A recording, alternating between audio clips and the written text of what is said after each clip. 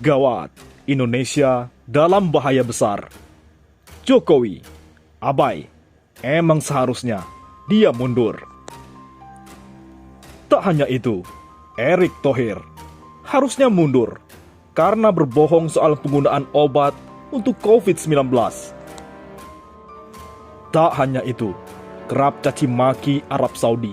Duta besar usulan Jokowi ini ditolak mentah-mentah anggota DPD. Hingga Kapolri disindir keras karena mau bongkar jalur presiden. Disinggung soal tol permanen ada di mana-mana untuk roda 4. Masa kota besar tak punya jalur sepeda? Sungguh memalukan. Desakan agar Erick Thohir mundur dari jabatannya sebagai Menteri Badan Usaha Milik Negara BUMN disampaikan Direktur Eksekutif Indonesia Future Studies, Infus, Gede Sriana Yusuf. Pasalnya, klaim Erick mengenai obat Ivermectin sudah mendapat izin Badan Pemeriksa Obat dan Makanan BP POM untuk pengobatan pasien COVID-19 ternyata tidak benar. Pasalnya, epidemiolog Universitas Indonesia Pandu Riono menyatakan bahwa obat tersebut belum adalah obat untuk digunakan untuk mengatasi parasit seperti cacing. Bahkan, BP POM sudah memberikan keterangan dalam website resminya mengenai uji klinik Ivermectin yang belum bisa dibuktikan berkhasiat mencegah dan mengobati COVID-19. Sehingga dipastikan bahwa klaim Erick atas obat tersebut sudah disetujui BP POM tidak benar. Gede Sriana memandang serius persoalan ini karena di samping berkaitan langsung dengan kesehatan masyarakat Indonesia, secara politik Erick telah menyebarkan kabar bohong. Sebaiknya Erick Thohir mundur dari BUMN. Tidak layak orang yang melakukan kebohongan publik jadi pejabat, ujar Gede Sriana.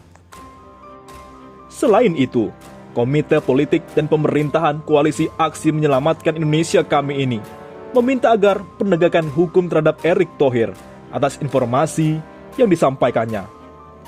Ini memalukan untuk selevel menteri. Ini perlu diperiksa karena hoax, tegas Gede Sriana.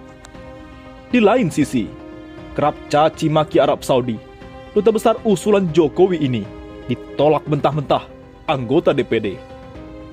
Anggota DPD RI Tamsil Rindrung blak-blakan saat dirinya menolak satu nama usulan Presiden Joko Widodo untuk ditempatkan sebagai duta besar Arab Saudi. Pernyataan ini disampaikannya melalui kanal YouTube Hersubeno Point dengan judul Tamsil Rindrung, siapa bilang dana haji tak pakai infrastruktur. Menurutnya, penolakan itu lantaran usulan Jokowi itu sering mencaci maki Arab Saudi. Padahal, Indonesia sering disebut kurang sensitif dalam menempatkan duta besar di Arab Saudi.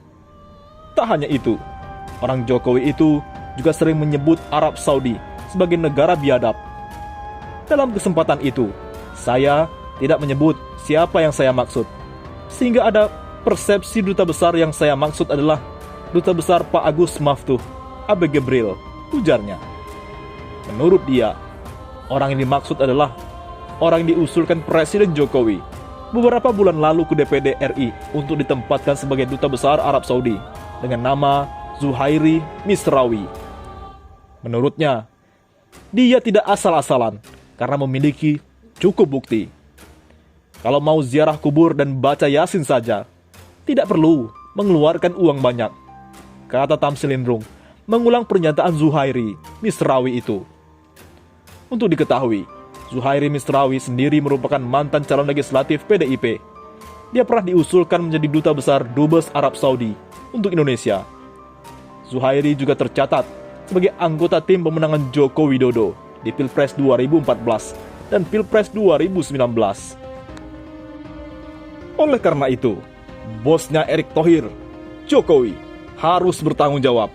Baiknya mundur juga, karena Indonesia dalam bahaya besar. Bangsa Indonesia saat ini dalam kondisi bahaya besar karena pemimpin mengabaikan saran dari para cendekiawan. Padahal, cara cendekiawan mengingatkan Presiden Joko Widodo sangat santun dan juga sabar. Analis sosial politik dari Universitas Negeri Jakarta, Ubaidillah Badrun mengingatkan bahwa basis kritik kaum cendekiawan juga selalu menggunakan data, hasil riset, argumen teoritik yang kokoh, dan memberikan solusi. Tetapi, kritik kaum cendekiawan dianggap angin lalu. Jokowi pura-pura dengar, lalu cuek, ujar Ubaidillah.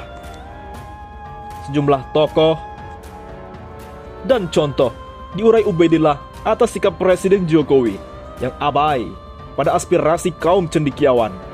Misalnya, 1 bulan setelah dilantik jadi presiden yang kedua, rezim Jokowi didemonstrasi oleh mahasiswa, cendekiawan, buruh dan masyarakat luas karena Jokowi menyetujui revisi Undang-Undang KPK yang isinya melemahkan KPK. Padahal, tokoh nasional dan budayawan kala itu mendatangi Istana Negara bertemu Jokowi pada 26 September 2019. Sebelum itu, Jokowi juga terlebih dahulu bertemu dengan pimpinan organisasi masyarakat ormas keagamaan. Saat itu, Jokowi mengatakan akan mempertimbangkan usulan para tokoh tersebut untuk mengeluarkan Perpu. Lalu, apa yang terjadi? Perpu tidak dikeluarkan Jokowi, dan Undang-Undang KPK yang baru resmi, sah secara hukum, masuk dalam lembaran negara. Ya, cendekiawan, para tokoh, budayawan, ormas keagamaan, mahasiswa, dan masyarakat luas dicueki, tidak didengar. Beberapa bulan kemudian, tepat pada Maret 2020, Indonesia dilanda pandemi COVID-19.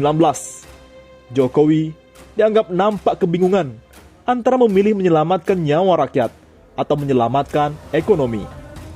Tak lama kemudian, pada 27 Maret 2020, Ketua Dewan Gubernur Fakultas Kedokteran Universitas Indonesia, Profesor Siti Setiati, menyarankan pemerintah untuk melakukan lockdown secara parsial atau karantina wilayah untuk mencegah semakin meluasnya penularan COVID-19. Menurut Profesor Siti Setiati, gagasan lockdown itu berkaca dari negara lain yang melakukan lockdown secara parsial, yaitu menutup sebuah wilayah provinsi yang sudah terjangkit infeksi COVID-19. Oleh karenanya, rakyat sedih, tidak percaya lagi Jokowi.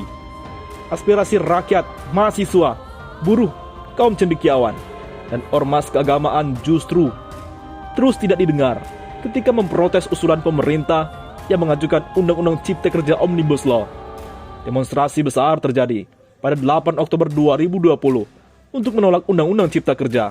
Lagi-lagi, itu tidak didengar Jokowi. Entah siapa yang mau didengar Jokowi. Bahkan, Nahdlatul Ulama dan Muhammadiyah pun tidak didengar oleh Jokowi. Inilah tanda-tanda Indonesia dalam bahaya besar. Kita harus bergerak. Di lain sisi, Kapolri ditegur keras. Sungguh memalukan. Tolak pembongkaran jalur sepeda permanen di DKI. Jokowi disinggung. Tol permanen ada di mana-mana untuk roda 4. Apa tidak cukup? Anggota DPR RI fraksi PKS dari daerah pemilihan Jakarta II, Hidayat Nur Wahid, mendukung kebijakan jalur sepeda permanen yang diterapkan oleh pemerintah Provinsi DKI Jakarta, yang disetujui oleh DPRD DKI dan juga didukung oleh masyarakat Jakarta dan komunitas-komunitas goes Jakarta. Apalagi, kebijakan tersebut juga secara prosedur dan formal sudah dibahas dan disepakati di DPRD DKI, serta merujuk ke pola hidup sehat yang diamanatkan oleh konstitusi. Adanya jalur sepeda yang permanen juga biasa ada di ibu kota negara maju di dunia. Tidak aneh kalau memperbanyak jalur sepeda di Jakarta juga menjadi program Jokowi saat maju jadi calon gubernur DKI. HNW juga mengkritisi penilaian bahwa kebijakan jalur permanen untuk sepeda tersebut dinilai diskriminatif. Menurutnya, pembuatan jalur khusus sepeda tersebut merupakan kebijakan afirmatif untuk mendorong dan menggalakkan pola hidup sehat dan aman untuk masyarakat beraktivitas menggunakan sepeda. Ini merupakan kebijakan afirmasi yang baik, selain mendukung kebijakan public pro-green, sehingga mengurangi polusi udara.